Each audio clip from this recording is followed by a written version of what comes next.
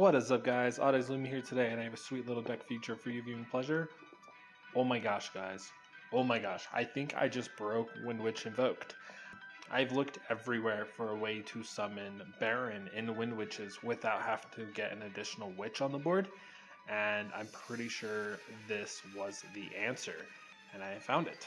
So, its name is Awakening of the Possessed Rasenryu. Really cool thing about this card is it can special summon itself from the deck, which is one of the main key pieces of to why this combo works so well. It's a 2-card combo that ends on Baron and Ragin and this broke-ass trap. Yeah, boys and girls. And so I'm going to tell you how it works first. So you have this guy. Awakening the Possessed Rasenryu.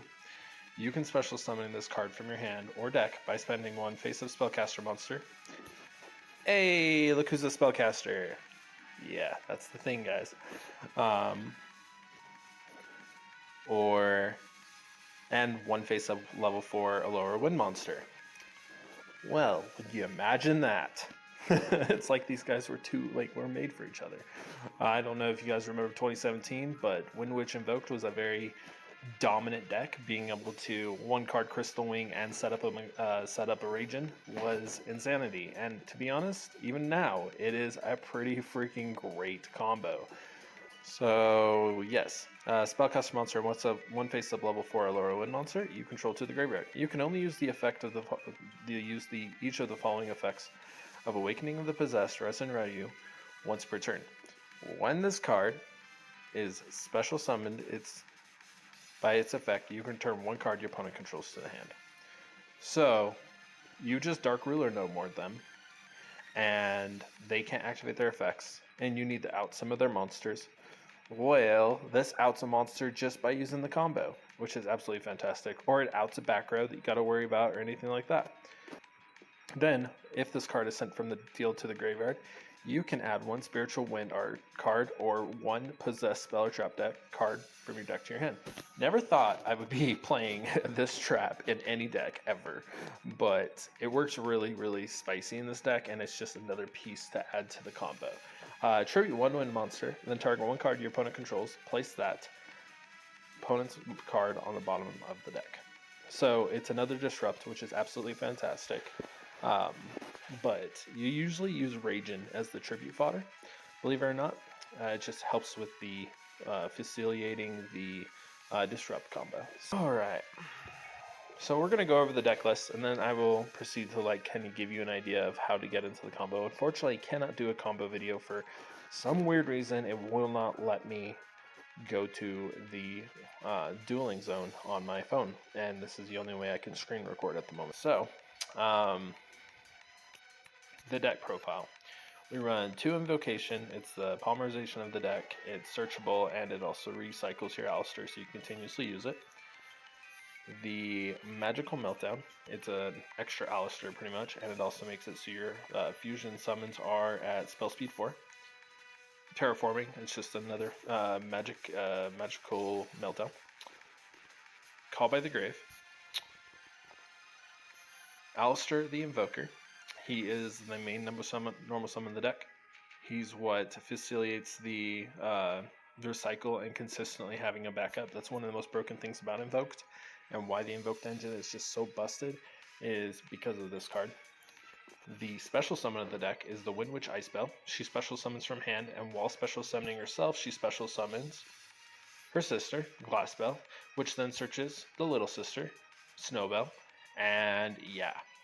That's how you get into this spicy combo, or the original Crystal Wing, which I do run a level 7 and a Crystal Wing Synchro Dragon for that specific interaction. Because sometimes you don't open both, unfortunately. That is how it is. That is how decks work sometimes, and still ending on an undestroyable Crystal Wing Synchro Dragon is still pretty freaking good sometimes, and pretty hard to out. Then we have our crossout targets and our hand traps.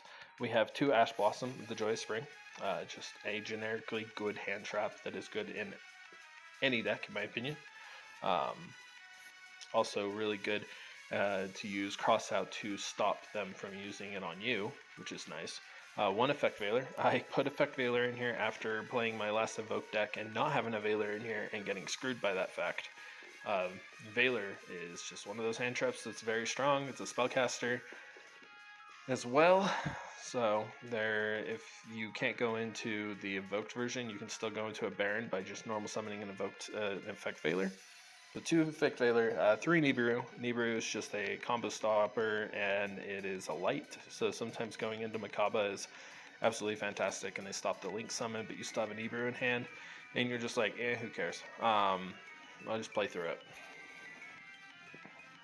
Trap Trick, we use Trap Trick and 2 back Sanctum and Infinite Impermanence, because Trap Trick acts as either one of them, which is absolutely fantastic, and you can kind of pick and choose which one you want to use. Infinite Impermanence is also absolutely fantastic with Crossout Designator, and the Crossout Designator, a lot of people are running Scythe right now. Sword Soul's running Scythe, DPE's running Scythe, so having Crossout Designator to banish Scythe sometimes to stop your opponent cold is absolutely fantastic. So they can't lock you out of the extra deck.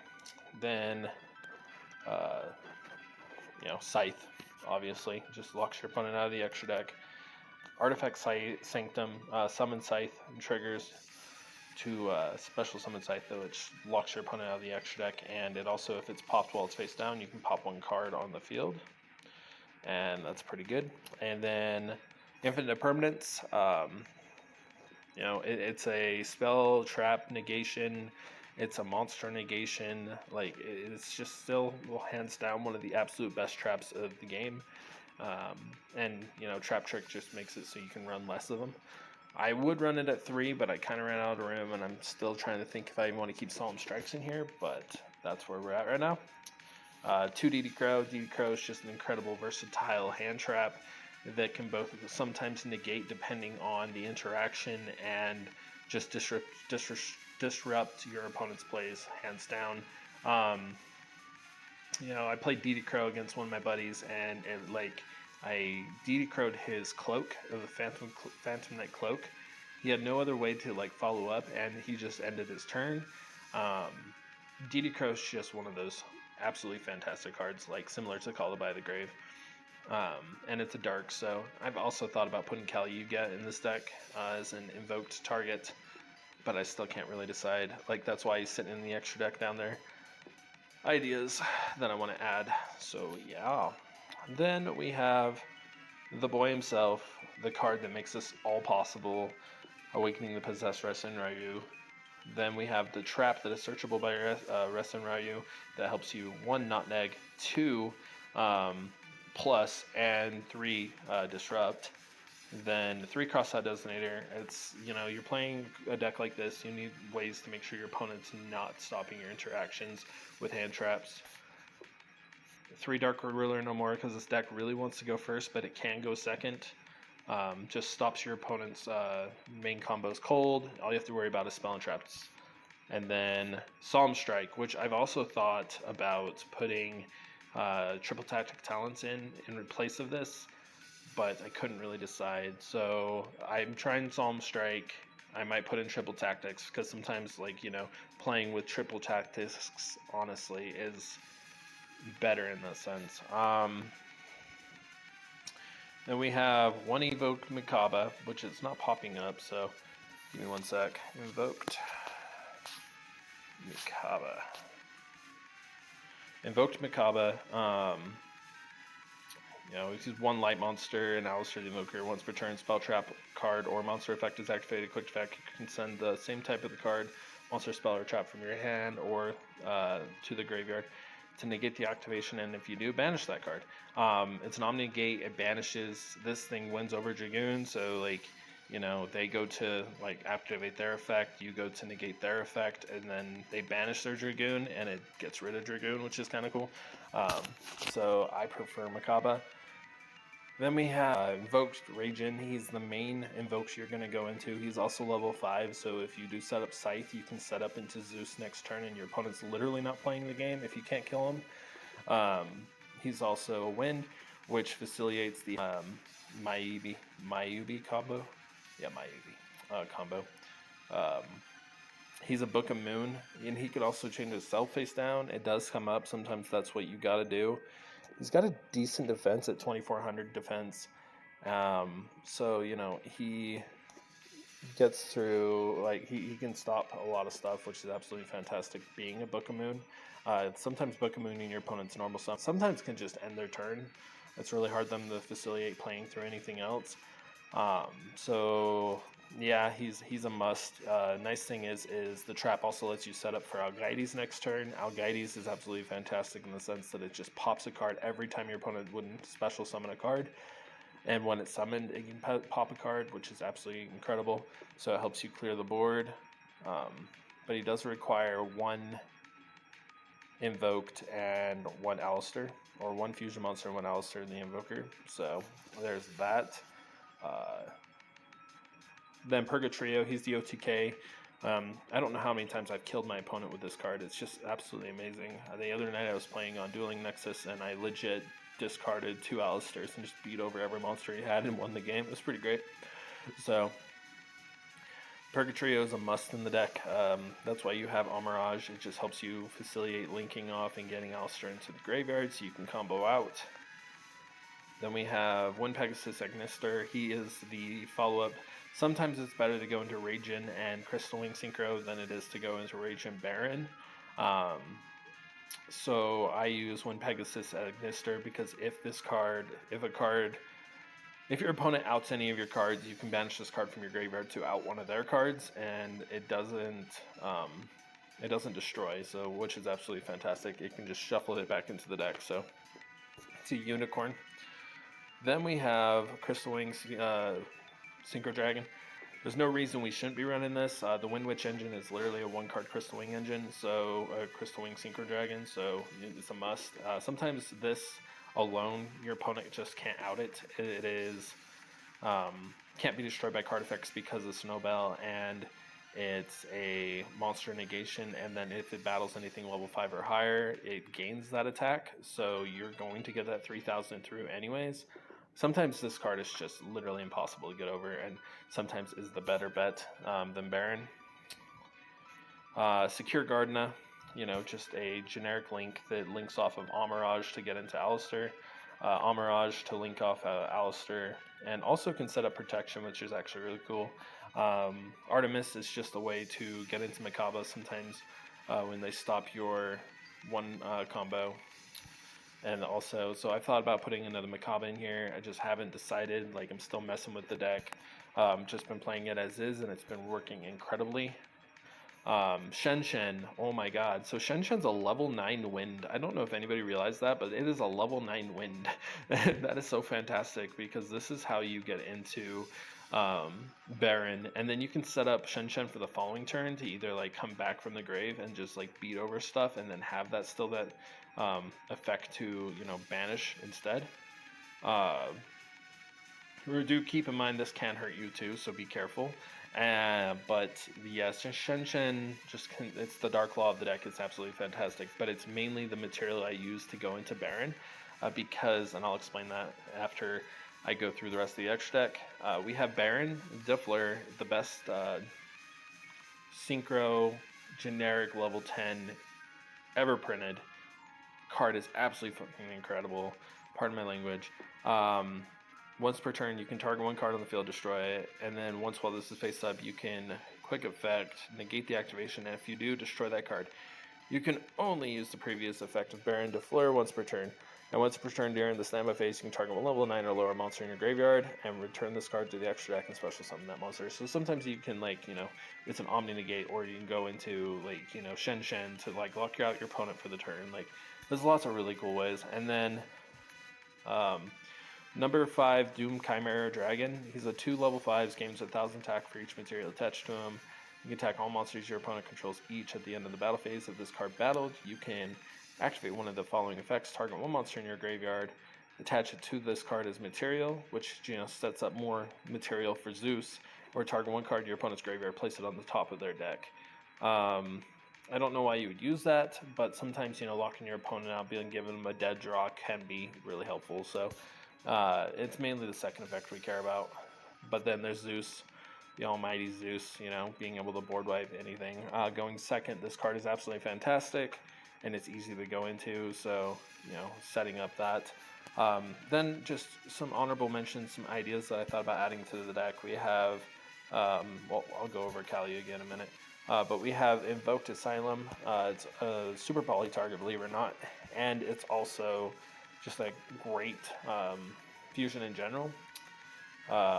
One invoked monster plus one monster of the special summon from the extra deck must fusion summoned with the above fusion materials will face up on the field. This card is also a dark, earth, water, fire, wind attribute.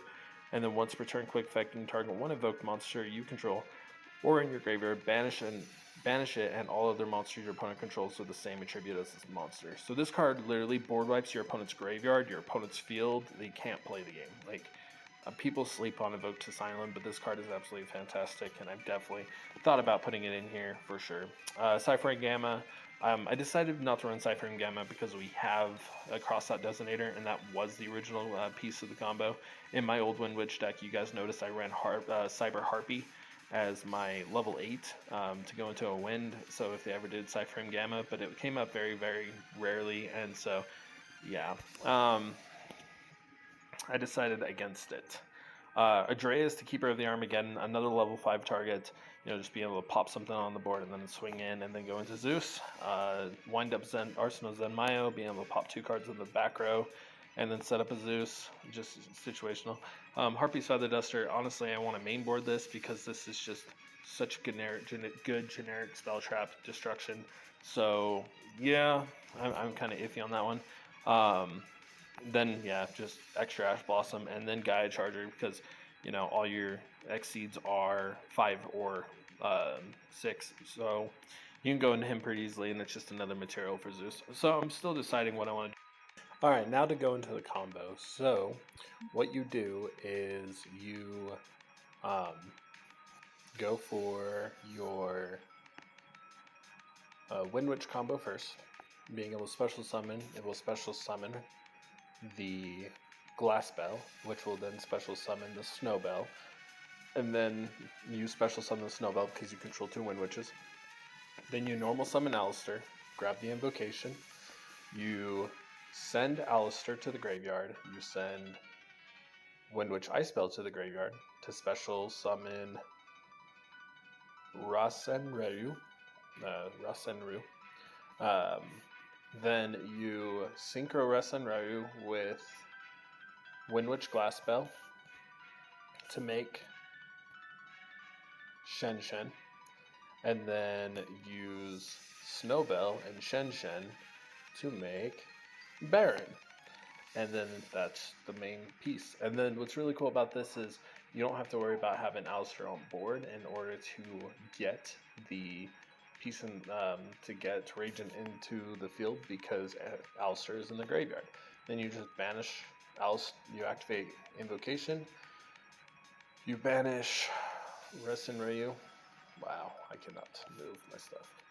Alistair, you banish Rasenryu, and you make Ragent. So, yeah. And the other side piece I was talking Invoked Caliga. Alistair Evoker, 1 dark monster. Each player can only attempt to activate 1 monster effect per turn. Sometimes this alone can just lock your opponent out. Put him in defense. Your opponents can't even beat him over because you have an Alistair in hand to lock him out next turn. So, yeah.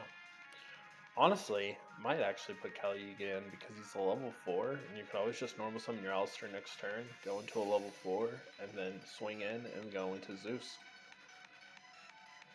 Tempting. Oh man.